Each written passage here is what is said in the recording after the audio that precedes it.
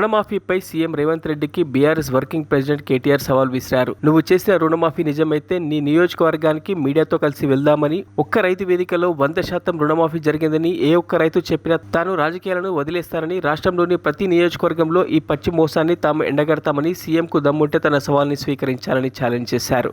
నీ కాన్స్టిట్యున్సీకి పోదాం, ఊరు కూడా నీ ఇష్టం, మండల్ నీ ఇష్టం, ఊరు నీ ఇష్టం.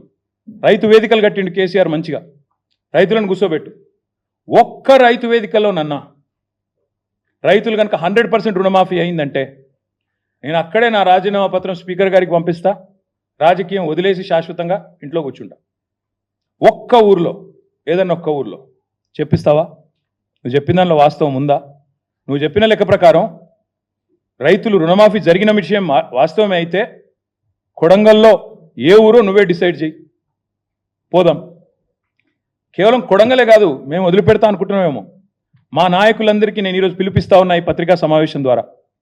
రాష్ట్రంలోని ప్రతి నియోజకవర్గంలో మేము చాలా ఊర్లు తిరుగుతాం ఇప్పటి నుంచి. ఈ పచ్చి మోసం ఏదైతుందో దీన్ని ఎండగట్టడానికి బీఆర్ఎస్ పార్టీ నాయకత్వం.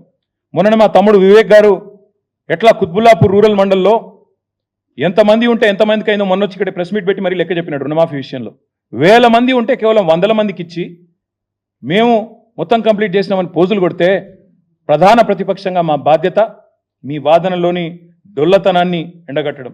ముఖ్యమంత్రికి నిజంగా దమ్ముంటే ఆయన నా సవాల్ స్వీకరించాలి. Let him accept this challenge.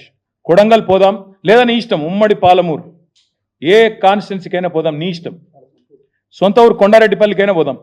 ఆ ఊళ్ళో అయినా 100% రుణమాఫీ అయిందా నువ్వు రుజువు చేయి. అక్కడ ఉన్న రైతులందరినీ కూర్చోబెడదాం. మీడియా సెక్యూరిటీ వద్దు, ఆఫీసర్లు, చీఫ్ సెక్రటరీలు, భయపెట్టేటోళ్ళు, బ్యాంకర్లు ఎవరొద్దు. మీడియా నువ్వురా, నేను వస్తా మా పార్టీ నుంచి రైతులతో చెప్పిస్తే అక్కడనే మీడియాకి నా రాజీనామా ఇచ్చి రాజకీయ సన్యాసం. మళ్ళీ మీరు నా ఇంటర్వ్యూ కూడా మళ్ళీ ఇవ్వాల్సిన అవసరం ఉండదు, మీకు కూడా బాధ ఉండదు. అట్లా అక్కడే వదిలేసి వచ్చేస్తా. మరిన్ని అప్డేట్స్ కోసం మా ఛానల్ని సబ్స్క్రైబ్ చేయండి.